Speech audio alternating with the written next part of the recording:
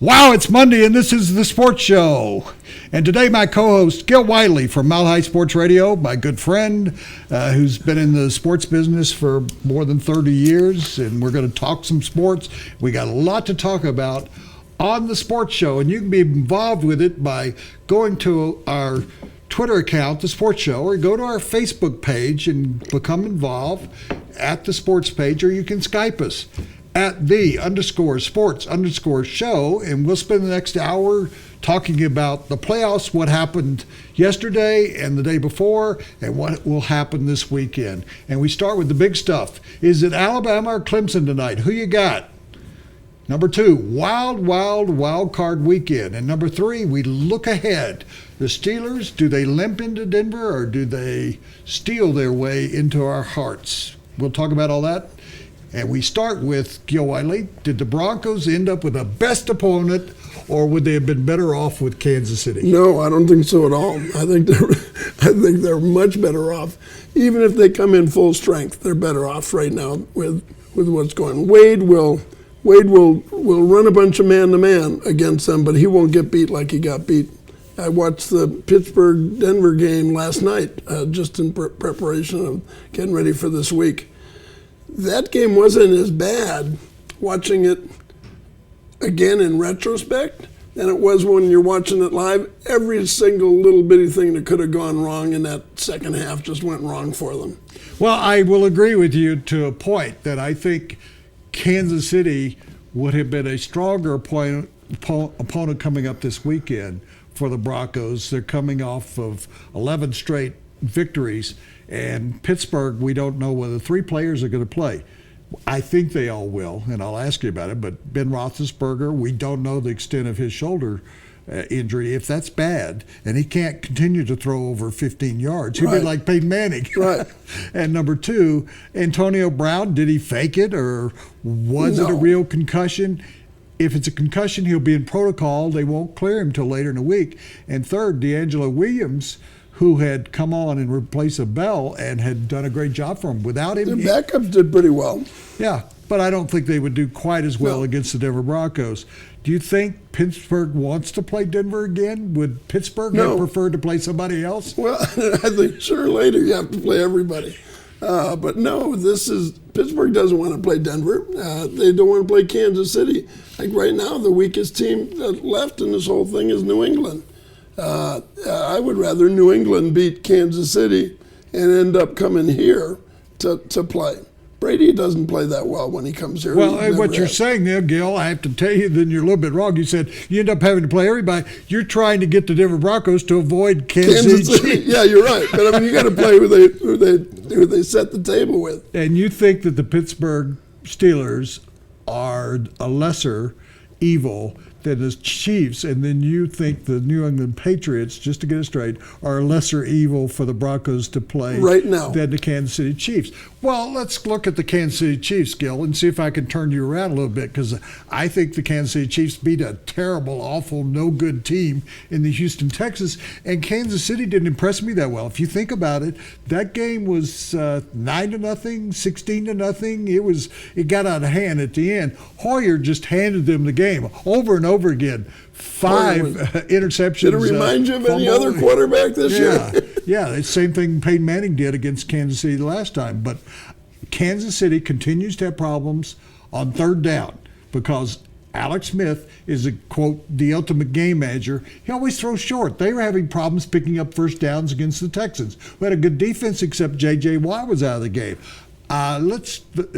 So I'm not so afraid, if I'm the Denver Broncos, of the Kansas City Chiefs. Actually, it's tough to beat a team 3 times, and you will say to me, well, the Chiefs didn't beat them 3 times. Yes, they did. They beat them twice. Yes, they did. They had them beat twice, and they gave one away. I said that exact same thing today, and I think that they got beat. They led that game with, 13 seconds left in it? I mean, when there was the ultimate. Well, it was tied. It was going to go into overtime. Yeah. So, when they Charles fumbled away the play, and the Broncos immediately won the game, but it would have gone into overtime, and you'd have to give the advantage to the Kansas City Chiefs there.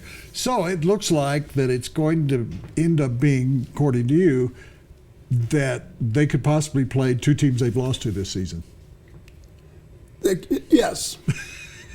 To make it, and everybody would say, "Oh, and there's two teams, they've beat already this season." See, but I disagree with you. The New England Patriots. Well, the New England Patriots are getting healthier, correct? Edelman's coming back. If they're going, they'll have all three of their receivers. They're going to be tough. I think they beat Kansas City. I think New England comes here, and I'd rather see New England. Well, so anyway, we have a situation there where it's going to be the Final Four: the Chiefs, the Patriots, the Steelers, and the Broncos.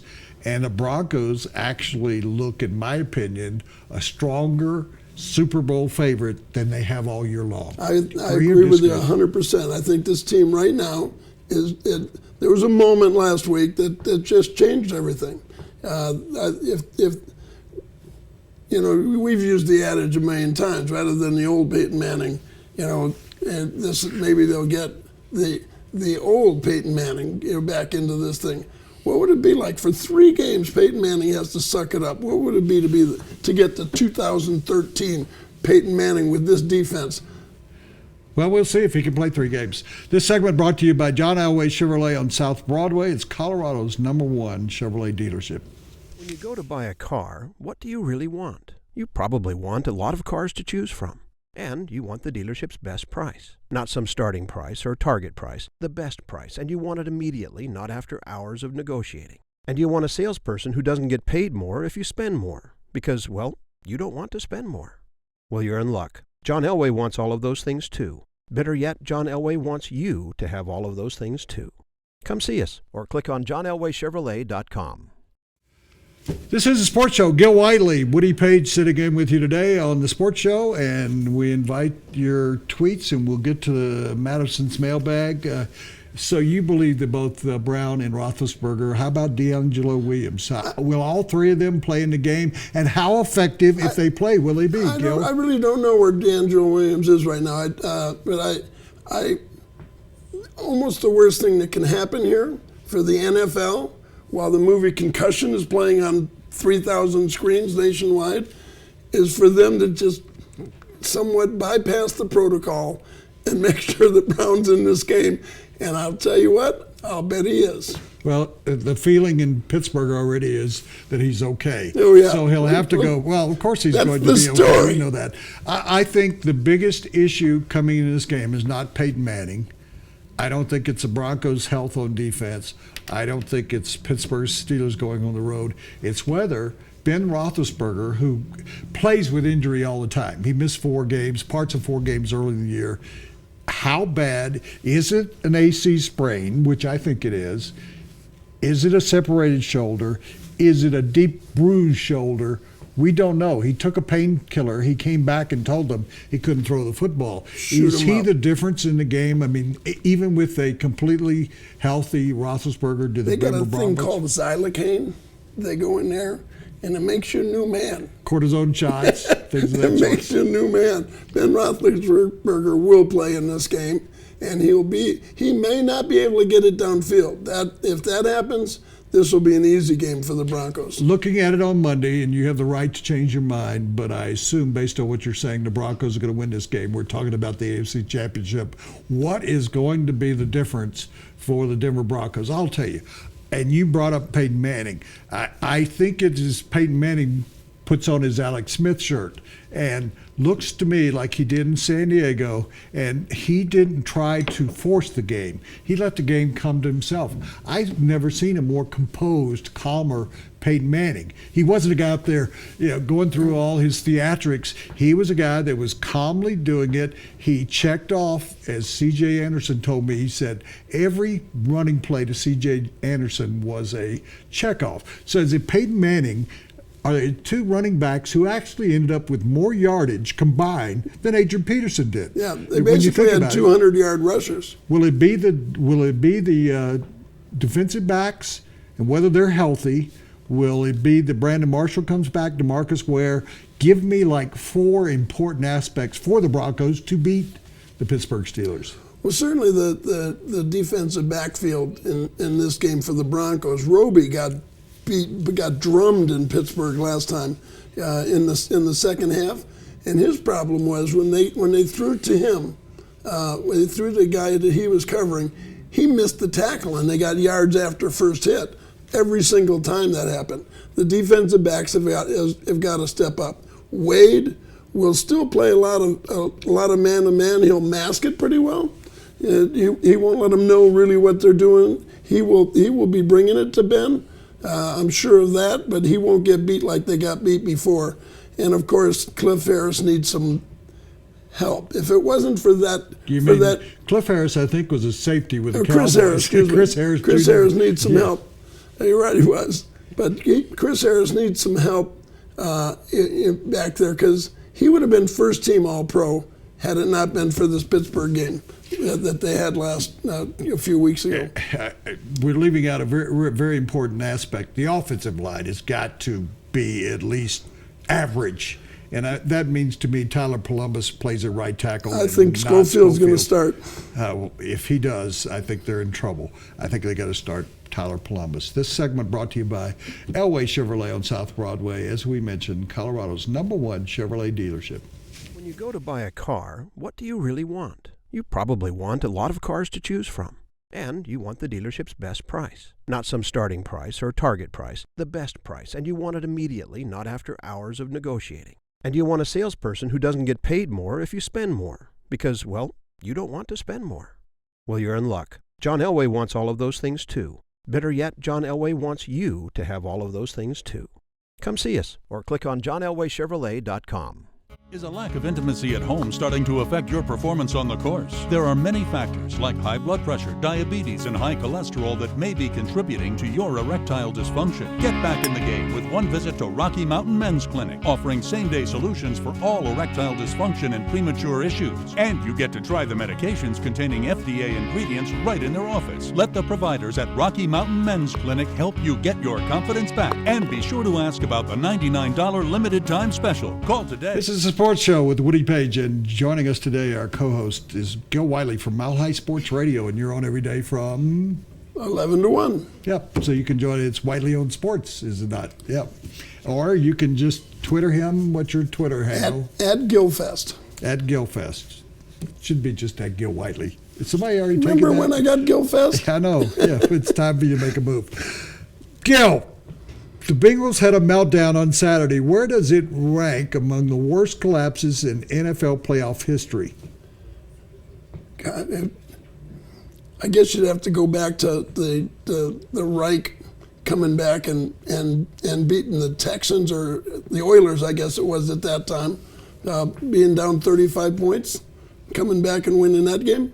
How about Wade Phillips and his team in the Music City Miracle where they threw the forward lateral? Yeah. Every time I see that, I see it. Of course, I'm a Wade guy. Who do you? But yeah, that was unbelievable.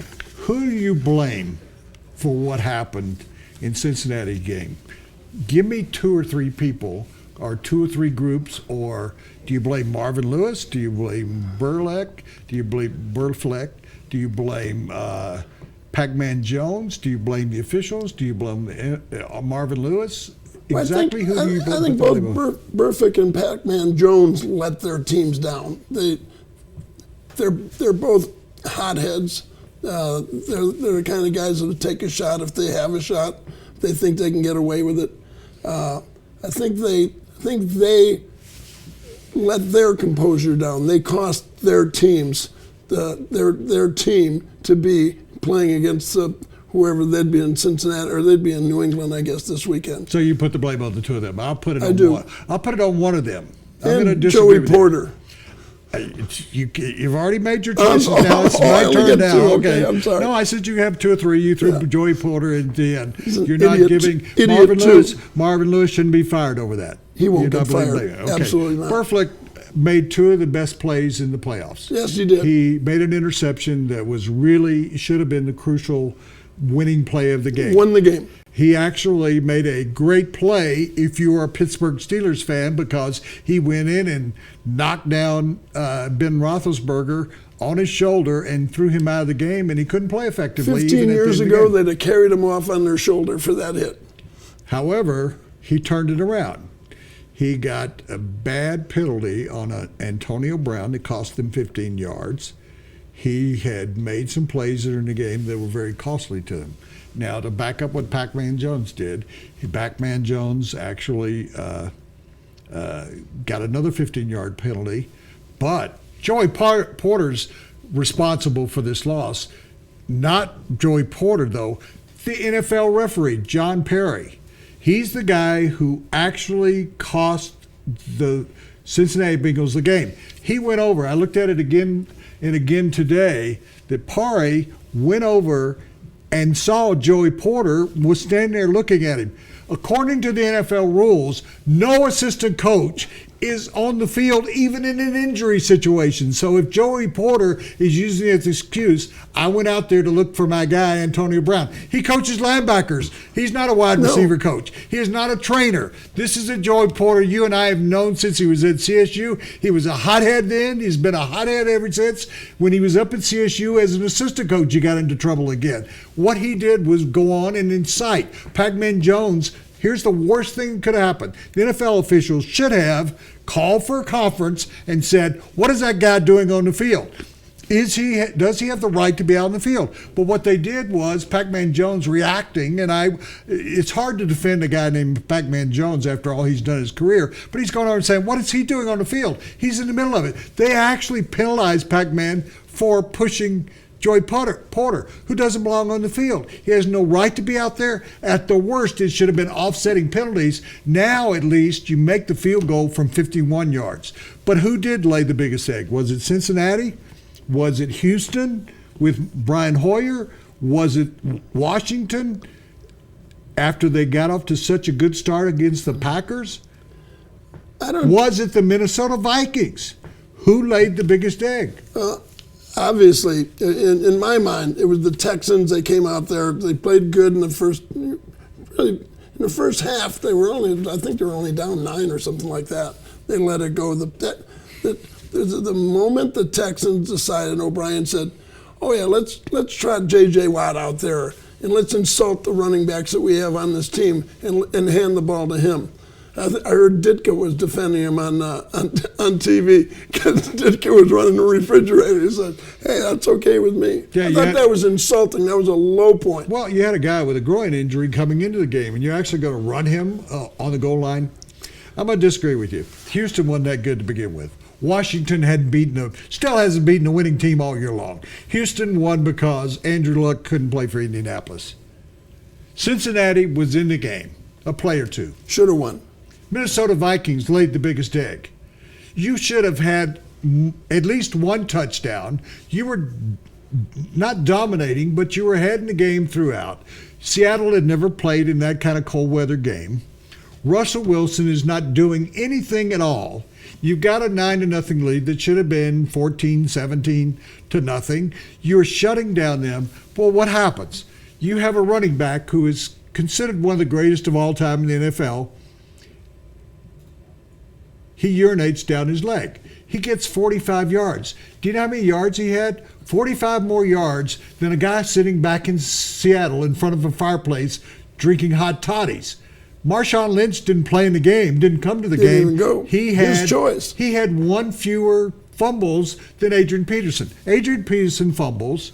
Teddy Bridgewater's not playing well enough to score. Zimmer's not doing a great job. Defensively, they're playing extremely well. Then you have a guy, Blair Walsh, who has missed 2 of 4 field goals in less than a minute to go with a chance to lead. He has a history of choking, 50% in the past. He's now 2 for 5. He's 40% in the last minute of play when you have a chance to win the game. You have a holder who doesn't turn the laces around twice in the game. He has it at an angle, and he's got a glove on that's not fitting very well. If you go back, Gil, and look at that play, the glove is hanging out of it. So I blame Locke as the Loch Monster, the Loch Ness Monster in the case. Blair Walsh should have made it. So, but you don't put the total blame on him. Adrian Peterson made the big fumble. The Seattle Seahawks got lucky. There's a play like the Broncos had in the Super Bowl, as you remember, where it hits Russell Wilson in the shoulder. Well, nobody for the Vikings is back there. He's going down on the ball. He's not even going to try and run, and nobody's around. Where's everybody? Then he's got a wide open receiver for play. I'd say the Minnesota Vikings had the Seattle Seahawks right where they want them, and they blew it. They laid the biggest egg. Yeah, I'll go with you there, but, because in fact, the Texans aren't that good. But the low point for me that weekend was when they brought J.J. Watt out there to run the ball. I was just actually mad. Well, they brought in another defensive tackle too to block for him. Yeah. That didn't work out for anybody. That segment brought to you by John Elway Chevrolet on South Broadway. When you go to buy a car, what do you really want? You probably want a lot of cars to choose from. And you want the dealership's best price. Not some starting price or target price, the best price. And you want it immediately, not after hours of negotiating. And you want a salesperson who doesn't get paid more if you spend more. Because, well, you don't want to spend more. Well, you're in luck. John Elway wants all of those things too. Better yet, John Elway wants you to have all of those things too. Come see us or click on johnelwaychevrolet.com. For our Players' Choice pizzas, we made the NFL players' favorite pizzas. Now you can eat like an NFL player. If I can eat like a football player, I can talk like one, I can work out like one, I can even dress like one. Look, you can eat the pizza. You just can't steal my shorts. Up your game with any large specialty pizza, including Players' Choice pizzas. Only $12 each. Better ingredients, better pizza. Better football. At the new papajohns.com. Gil Whiteley and Woody Paige. We've been together before on the radio. We've been together in a lot of bars together. We've been at 2 Super Bowls together. We've been everywhere together, and he's joining us here today, and I'm happy from Mile High Sports Radio. Forgive me, I don't mean this to be humorous. What is the signal now? 1340. 1340 a.m. Yes. Correctly. And you're on from 11 to 1. Let's turn to tonight's game. Who you got? Alabama or Clemson? I'm going to make this easy on you. I'm going to take Clemson. I think Deshaun Watson is going to be the pivotal guy in this game. If he can beat you with his feet and with his arms. He's one of 3 guys that have ever, thrown for 3,500 yards and rushed for 1,000 yards. The first was Johnny Manziel, but he's a better player. This kid can be a pro. He is going to be the difference in this game. The Alabama defense is great. Everything else considered, I think that they'll be able to generate enough in this game with him. He's the kind of quarterback that drives Nick Saban crazy. I'm going to make this easy on you, Gil. I'm agreeing with you. I'm taking Clemson, and I'm going to tell you why. I'm going to add to your fuel. You basically are saying Watson's going to do it. They have beaten 4 top 10 teams this year. Remember that? Mm-hmm. They've beaten Oklahoma. They beat Notre Dame. They beat Florida State. They handled Oklahoma. They beat North Carolina was in the top 10. How many top 10 teams has Alabama beaten this year? I'm not sure. One. They just beat one in the semifinals a couple of weeks ago. That's the only team during the regular season. The only team they played that was a top 15 team was Ole Miss, and they lost to them. Yeah.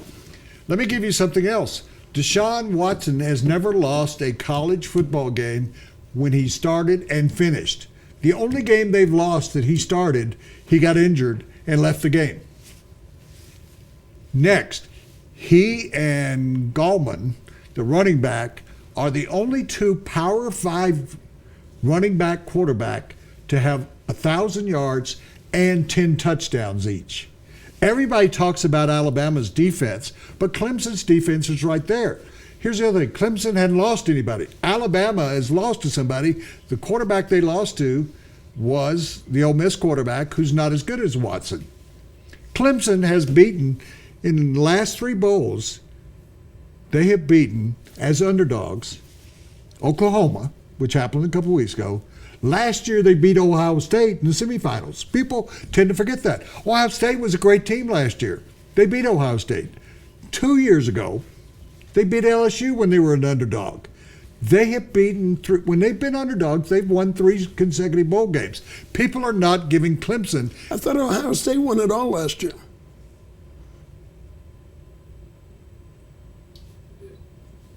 Well, let's go back the year before. Let's go back the year before. Who's counting? Yeah. Anyway, Clemson has won 3 consecutive. We'll do take 2. I'm just kidding. Clemson has won 3 as underdogs. They won 3 consecutive bowl games. So it was somebody else that they won last year. But thank you for peeing all over my heart. But I think Clemson's got a good defense. Their best defensive player went out late in the season. He's back in the lineup. They're good. Their front 7 may not be as good as Alabama, but it's close. And Henry, yes, won the Heisman Trophy. He will probably try to wear them down in the second half. That's what Saban will try to do, is wear Clemson down in the second half with Henry. But they can only do that if they're leading the game.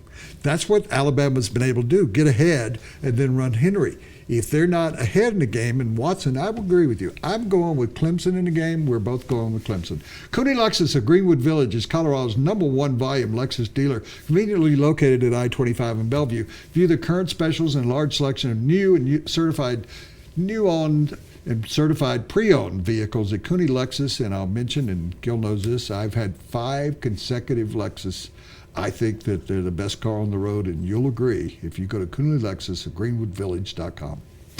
Hello, my name is Greg Stone, President and General Manager, and I would like to personally thank you for making Cooney Lexus of Greenwood Village the #1 Lexus dealer in Colorado. Cooney Lexus of Greenwood Village. For exceptional customer service and world-class amenities, take in the beauty of the Rocky Mountains from our rooftop patio. Relax while enjoying a movie in our premium theater. This is the ultimate luxury car buying experience. Visit Cooney Lexus of Greenwood Village or Cooney Lexus of Colorado Springs. Click CooneyLexus.com. When you go to buy a car, what do you really want? You probably want a lot of cars to choose from. And you want the dealership's best price. Not some starting price or target price, the best price. And you want it immediately, not after hours of negotiating. And you want a salesperson who doesn't get paid more if you spend more. Because, well, you don't want to spend more. Well, you're in luck. John Elway wants all of those things too. Better yet, John Elway wants you to have all of those things too. Come see us or click on johnelwaychevrolet.com. This is the Sports Show as presented by the Denver Post to Gil Whiteley, Woody Page. What offense will the Broncos run on Sunday? I think it's going to be an amalgamation of the two. That John Elway came in the San Diego game and basically ran the, quote, Kubiak, Shanahan, Bill Walsh system. But Peyton Manning really took it to the nth degree because he, according to what he told me and other players, he checked down out of passes into running plays when he saw that the team was prepared against his passing, that they cheated up on him.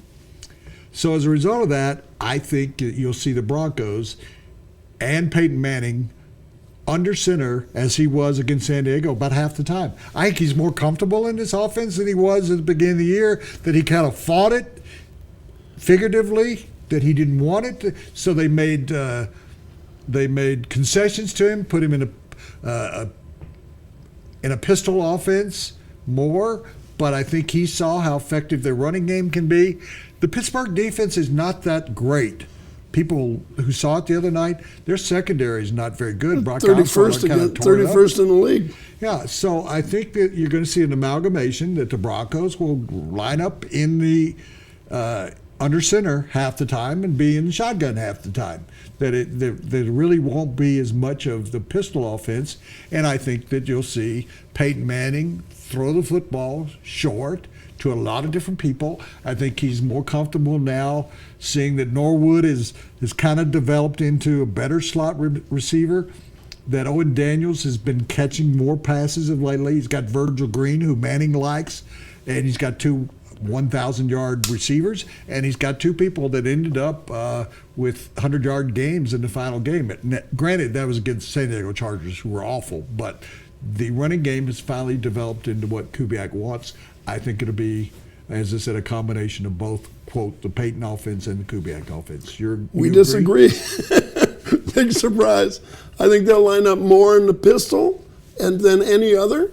I think he'll be under center, second most, and in the shotgun, the third most. I think last week he worked from under center because that is what was in the game plan.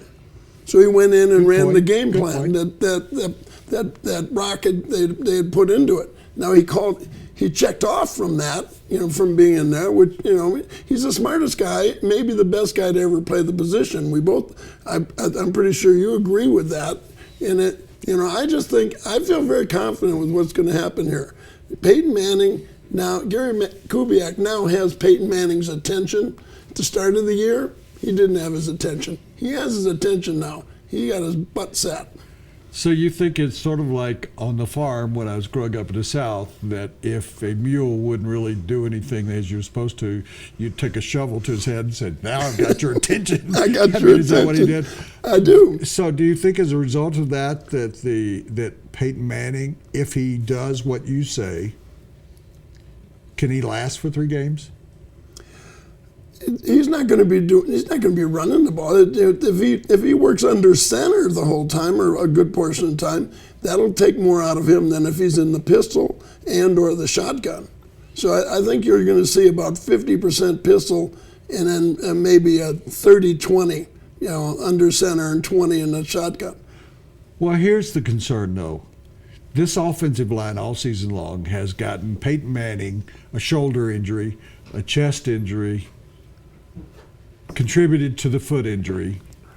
Brock Osweiler comes in, he gets a bruised chest. He got a left shoulder problem for a while, as you well know, and then he got a sprained knee in the last game. I don't know about the knee.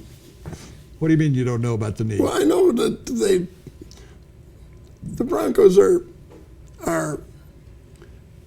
I don't think they'd ever lie to us. So yeah, no, his knee's hurt. Do you think it's worse than what you believe? I think they just kind of softened the blow of sitting Brock. No, I think it's worse than what you think. He didn't let on in the first half. He added it in and tell the coaches. We'll take a news break with Molly Hughes and continue on the sports show with Gil Whiteley. I'm Woody Paige.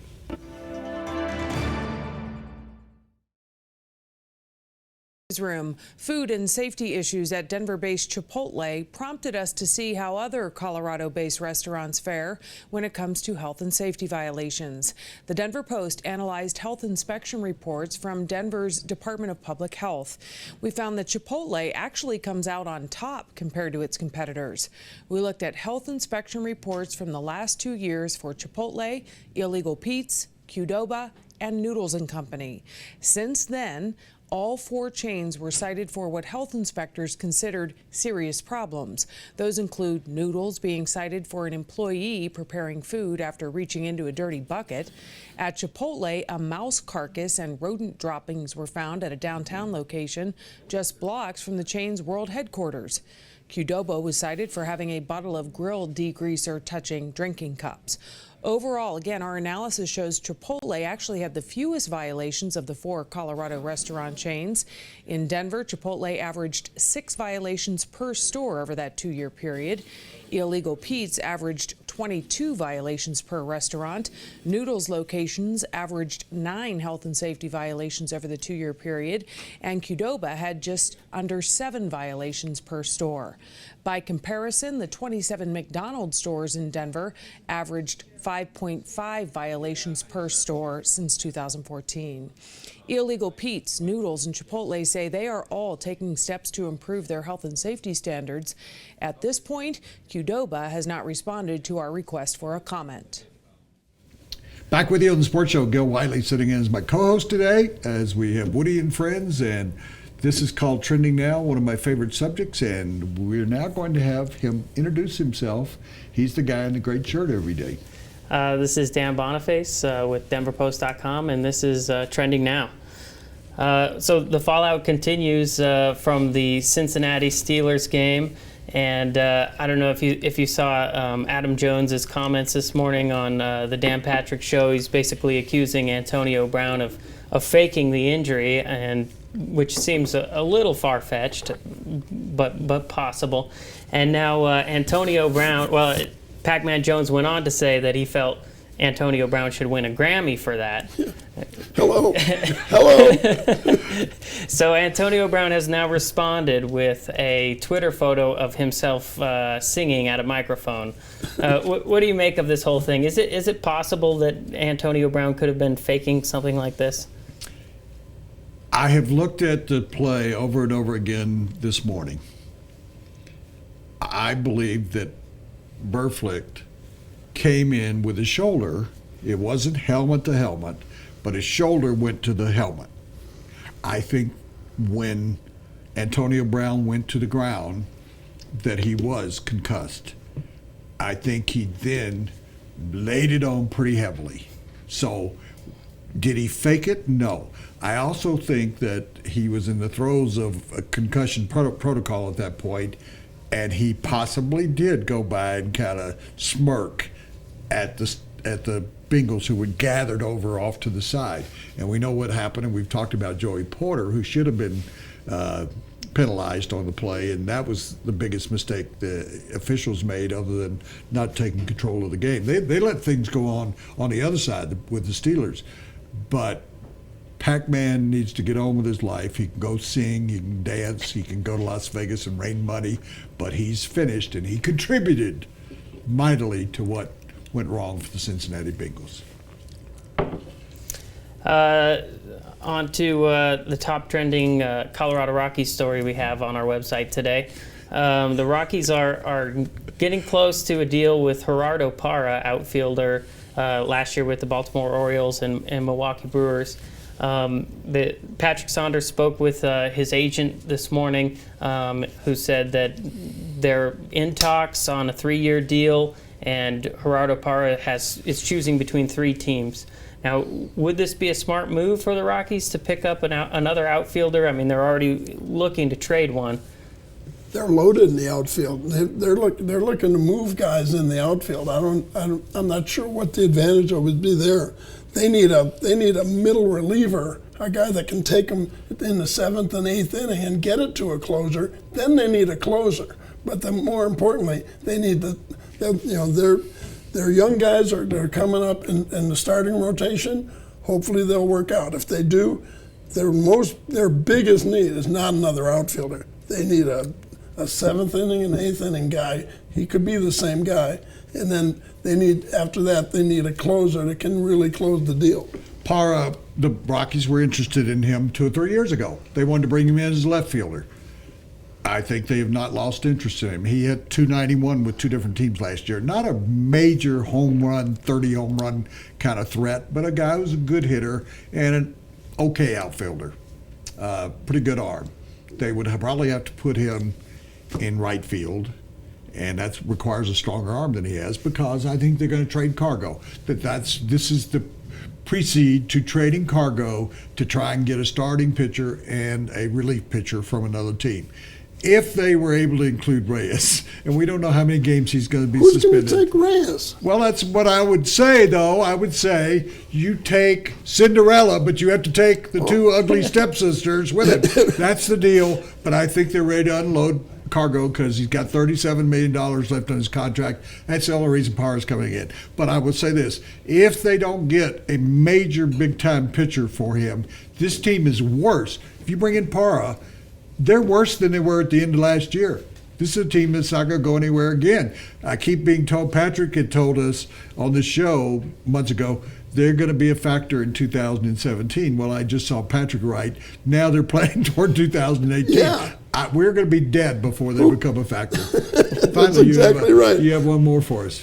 Last thing I got for you, Matt Duchene scored 2 more goals last night. He's now at 21 goals on the season. That equals his total from last year. He's well on pace to have his best season ever for the Avs as far as goal scoring goes. And it comes at a time when we see the Avs are resurging. They're number 8 in the playoff race.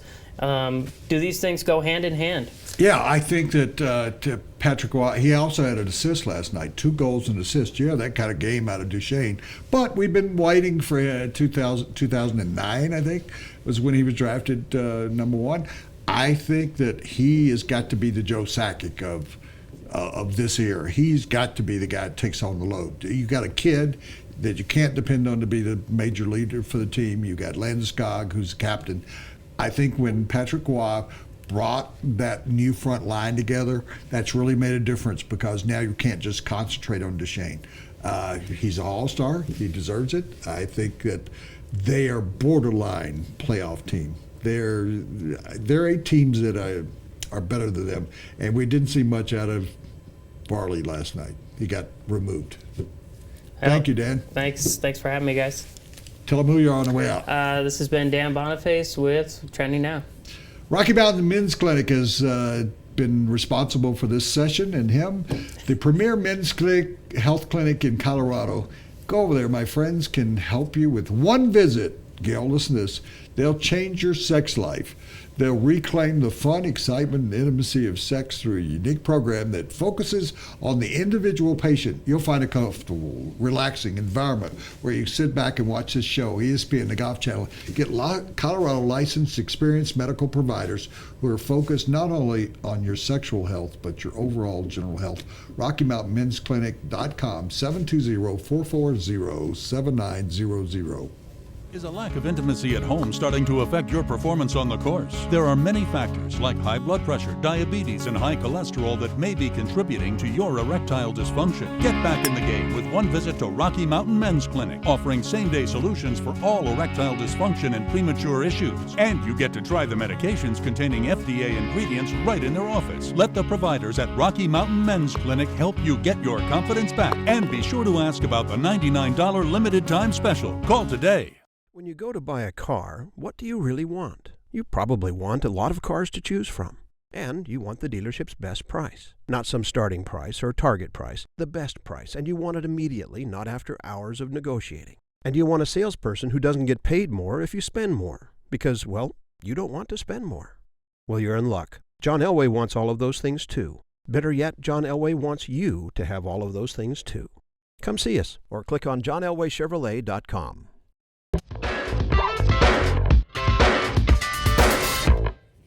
This is Four on the Floor. Gil Whiteley and Woody Paige with you on the Sports Show. Kansas City, you impressed with them enough that they could win the Super Bowl? I am. I think this could be a wild card Super Bowl potentially. When you look at Seattle, you might end up with two wild cards in the Super Bowl. I like Smith. I think he can beat you with his legs. He can also. He's a game manager, but he can throw. He's won an incredible percentage of games that he has started since he started. I want to see them beat somebody, and I mean that. They beat the Broncos when they were injured and insulted. They beat Pittsburgh at home. They have beat a lot of teams that aren't very good. Kansas City, you're right. This could be an all wild card Super Bowl. All four wild cards, all visiting teams, one on the weekend.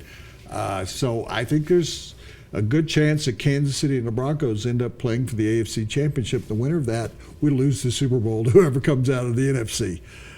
Question number 2, are the Packers back on trackers?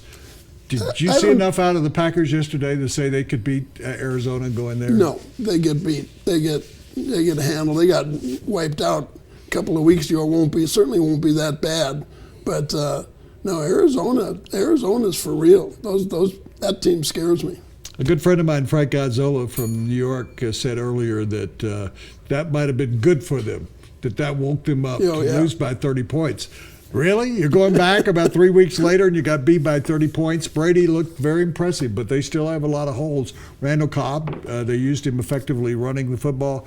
Other than Matthews, though, there are a lot of suspects on defense. I don't see them going to beat Arizona. I think they're back on track in terms of Aaron Rodgers, and they look better than they did since they were in Denver. Did Miami make the right decision with Adam Gase? I don't think so. People get jobs when they're around someone like Peyton Manning. Jim Fossil was around John Elway. Everybody gets jobs. Mike McCoy. All these different people. You look at this. I don't think that Adam Gase is going to go change the world there. If I'd have been them, I'd have hired Mike Shanahan. I disagree with you. I think Adam Gase is one of the most intelligent young. I've been around three really great, intelligent coaches. Mike Shanahan, when he was young, in his 30s, he got the Raiders job. Josh McDaniels was a brilliant young coach. We still see this with Josh McDaniels. He was just not a people person. Adam Gase is a people person. He is a brilliant coach. He came up the hard way. He was a computer guy. He was under Nick Saban. He was part of that offense that played. It was under Mike in Detroit. the fastest, the greatest show on turf kind of coach. He coached under John Fox. He has worked with Peyton Manning, Tebow. You got something out of Jay Cutler. I think he's going to be a good influence on Tannehill. I like him as a person. I like him as a coach. Finally, if you win the 1.3, we think it's going to be 1.3 billion Powerball. Biggest explosive jackpot in the history of the world. $1.3 billion. Would you buy the Rockies? Can I give my comparison between $1 million and $1 billion? No, the question is, if you win, okay. would you buy the Rockies, and what would be the one big thing you would do? Wow. I wouldn't, if I could buy the Rockies, I wouldn't mind buying the Rockies. I know that I could run that ball club better than they're doing. There's no baseball people over there at all. Even their front office has been littered with football guys. Never mind the Lucky Gene pool. The Rockies. So you would buy it, and your big thing would be to get rid of all the football people. Is that what you're saying? But I put baseball people in place. Bob Gebhardt, when he was initially here, he had the right idea. They gave him a short shift, as far as I was concerned. If I win the 1.3 billion Powerball on Wednesday night, you're going to the beach. That'll be the last time any of you ever see me. The last thing I would ever do is buy the Colorado Rockies. But if I did, the one thing I would do is turn around and sell them for more than I bought them for, because I would take just enough time to get rid of the Modfords, and I'd get rid of the general manager, and I'd get rid of the manager, and I'd get rid of everybody there, and then I would go out and sell the team. Four on the Floor is sponsored by Citywide Banks, a family-owned, Colorado-focused business bank with 12 locations across Denver and Boulder, over 25 services that can help your big business or your little business, all your needs. And they are a passionate supporter of over 150 Colorado charities each year, particularly at the time of the year that we've just gone through. Citywide Banks, Colorado owned and operated. I am Citywide Banks. I am Citywide Banks. At Citywide Banks, we put you first by exceeding your service expectations every day. Every day. You go to buy a car, what do you really want? You probably want a lot of cars to choose from. And you want the dealership's best price. Not some starting price or target price, the best price. And you want it immediately, not after hours of negotiating. And you want a salesperson who doesn't get paid more if you spend more. Because, well, you don't want to spend more. Well, you're in luck. John Elway wants all of those things too. Better yet, John Elway wants you to have all of those things too. Come see us or click on johnelwaychevrolet.com. Another one of our favorite segments with Gil Whiteley. I'm Woody Paige, and joining us, Madison Faulkner. Yes, she's related, and this is Madison's mailbag. What do you got? Awesome. So our first tweet is from UK United 74, and he wants to know, what is your favorite Bowie song, and should the Bengals keep Lewis? Well, they have a lot to do with each other. My favorite Bowie song was Major Tom to Ground Control to Major Tom. And at the end of it, he dies, unfortunately, but I thought he did a great job of staying always ahead of the curve, changing his look, his songs. Should the Bengals keep Lewis? Sure. Mike Brown is one of the worst owners in the history of sports, and I don't think that was Marvin Lewis's fault. He's 0-7, but yes, I keep him. I would too. Marvin Lewis. There'd be 20 teams that would want to hire Lewis if they fired him. Like Lovie Smith. What was your favorite David Bowie song? The same. I was not a huge Bowie fan, but the same Ground Control to Major Tom. Also, Heroes. Yep. Yeah. Perfect. And then our second tweet is from Mr. Martin 76, and he says, if Denver were to lose without kicking and screaming, any chance Elway lets go of Kubiak?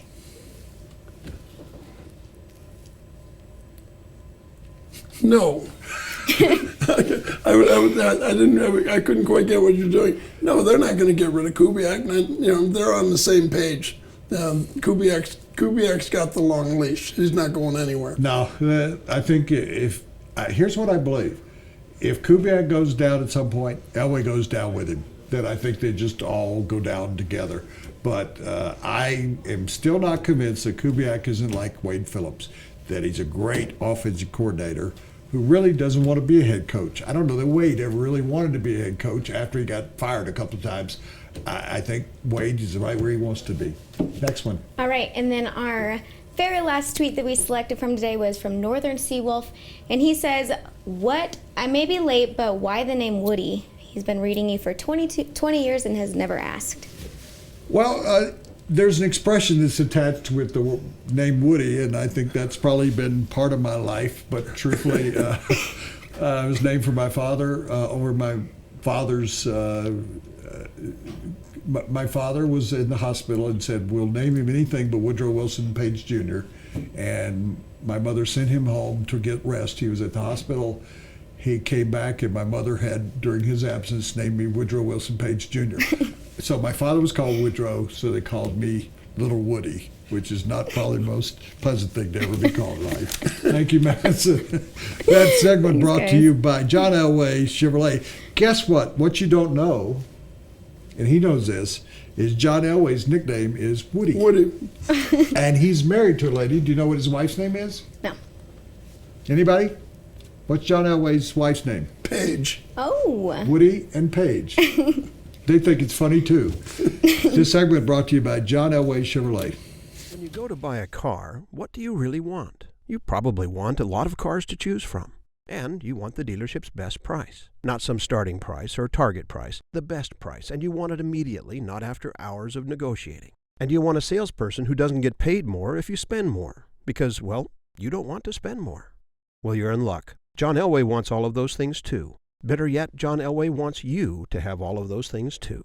Come see us or click on johnelwaychevrolet.com. Gil, this is a subject that touches your heart. A couple of subjects. You were stationed in the military in Hawaii. They have the Tournament of Champions in Hawaii. I watch it. It's my weather porn because I love watching the great weather. I taped it, watched it last night. I knew Jordan Spieth was going to win because he was leading by 5 or 6 strokes after the third round. They played at the Plantation Course where you and I played in Maui, Kapalua.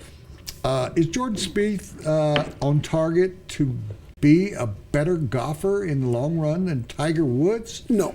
I don't believe that that'll happen, mainly because when Tiger came into the game, he was the first one that used the overpowering right hand and for distance. Everybody for years just taught coming through with the left hand, let the right hand follow. He was out driving everybody that could land in a fairway by 35, 40 yards. You know that.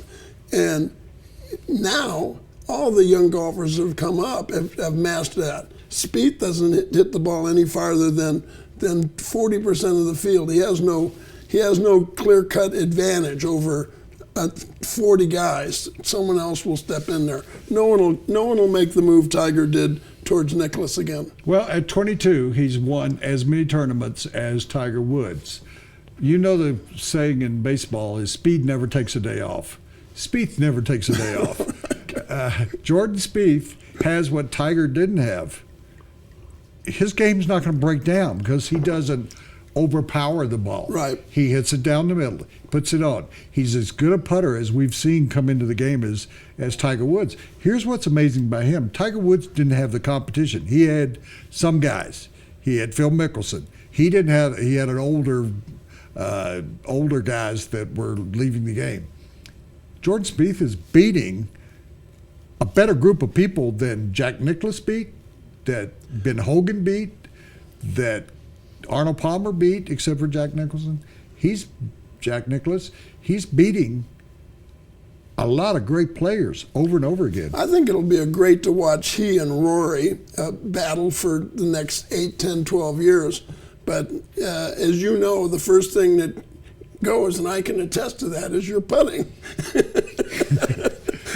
Let's go to pick. That segment brought to you by, well, let's go to the pick six. We end the day today. And this is a great question. I don't know whether you had time to answer it. If not, you can sit here and listen to I us. used some of yours because they're obviously the best. Well, sure. Well, we're going to split them.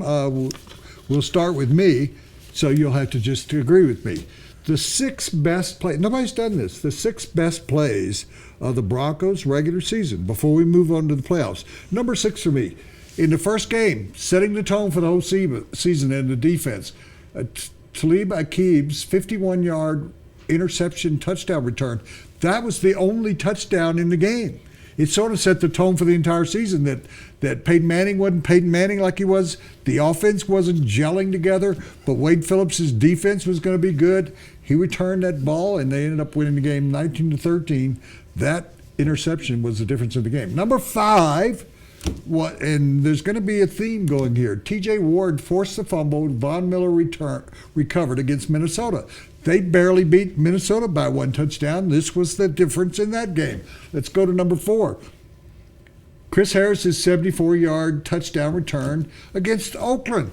They didn't score a touchdown against Oakland in either game. And what happened was, in Oakland, they were in a dogfight until Chris Harris picked off a pass, returned it 74 yards. They win that game 16-13 or 18-17-14 or something like that. Now we go to number 3. All these returns, there's not any offensive plays coming up. DeMarcus Ware's fumble recovery against Cincinnati. That game was still undetermined after what happened at the end of the regulation. There was a bad snap like there was in the Minnesota-Seattle game yesterday. It hit off of A.J. McCarron's shoulder. DeMarcus Ware recovers it in the game.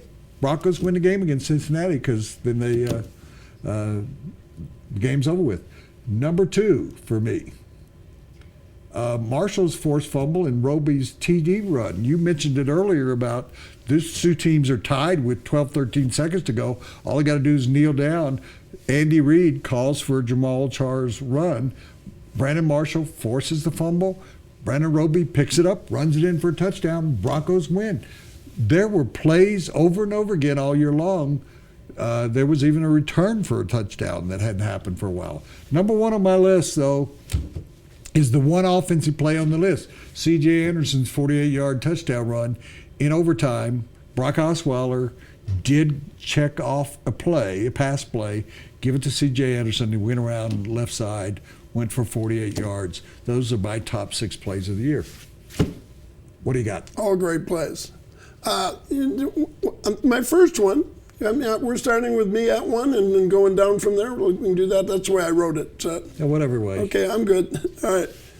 Danny Trevathan's interception with under 2 minutes left in the Steelers game was unbelievable. He caught that with one arm as he was going. It led to nothing, but it was one of the great catches. It was one of the great plays. A meaningless play. Yeah, it wasn't. It wasn't a meaningless play. It was a big moment that the offense at that point wasn't big enough to take it in.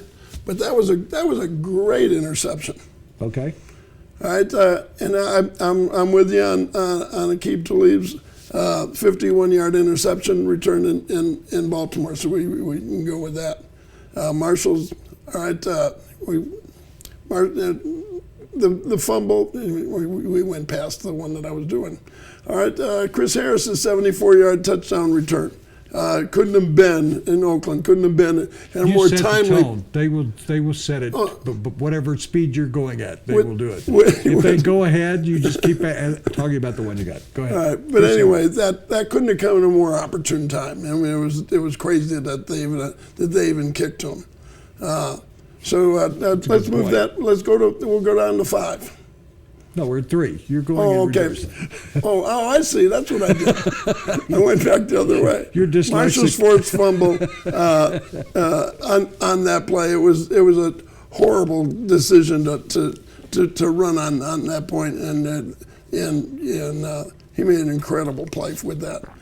Now, that C.J. Anderson's 48-yard touchdown, yeah, he did call it off. They called 2 plays in the huddle. If you saw one defense, I think too much was made about the fact that he called it off because they had sent in 2 plays. If you saw one defense, you'd stay with it and go with the thing. That play was made by the pulling guard coming around, came in and led the play downfield, moved him. That went in between the end, outside the tackle. He got outside and just made a great run. That was terrific. And then Manning returning into the game in San Diego. The play only resulted in 8 yards. That was one of the most electric moments in Mile High Stadium that I've been covering games there for 28 years. When Manning came in there, everybody, like John Elway always liked to say, all boats rose. You know, when that happened, everybody played better. He didn't have to be the star. He was the guy who got everybody going. Gil Whiteley has joined us, co-host. I hope you'll come back again. He's on Mile High Sports Radio every day from 11 to 1. It's on 1340 AM.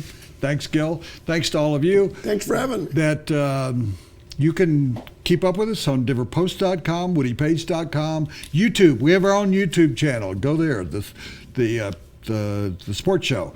We're on iTunes Podcast. We're on everywhere you could possibly imagine, and we'll be back here tomorrow again.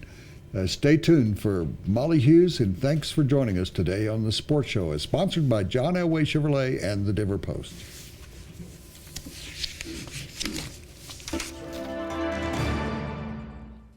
Hello, I'm Molly Hughes in the Denver Post newsroom. The new chief executive at Denver Health Medical Center is under scrutiny after numerous top officials and doctors have left under his leadership. Arthur Gonzalez took the helm at the former city hospital back in 2012, and since then, 5 top leaders have stepped down, including the chief of medicine and the chief of surgery. One point of contention is whether money is being well spent.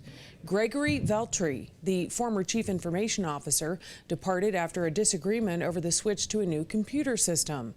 Veltri says the new electronic record system is costing Denver Health $300 million, a number he says could bankrupt the hospital.